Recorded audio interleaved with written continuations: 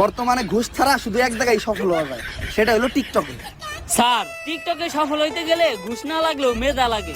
আরে বেটা, মেধা তো আমার ভিতর ভরপুর, দেখাবো নাকি? হয়ে যাক তাহলে স্যার।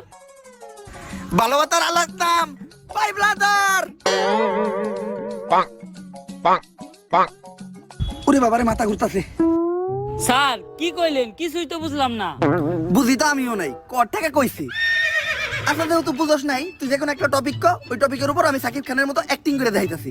আচ্ছা স্যার, ধরেন আপনি আপনার নানির কাছে আচার খাওয়ার লেগে 5 টাকা চাইছেন, আপনার নানির কাছে টাকা আছে, তা আপনি টাকা দেয় নাই, আপনি এখন কি করবেন? তখন আমি আমার 200 হে ছ্যাপ দিমু আর এই টিকটকটা বানামু। আহা নানি, নানি কত সুন্দর অভিনয় করে রে, অভিনয়ের জন্য আমার নানি সেরা রে। কি হইছে না পুরা সাকিব খানের মতো? আরে স্যার, কনে সাত আর কনে পাত। তোর মতো কনস্টেবল থাকার থেকে 1 কোটি টাকা ঋণ থাকা ভালো।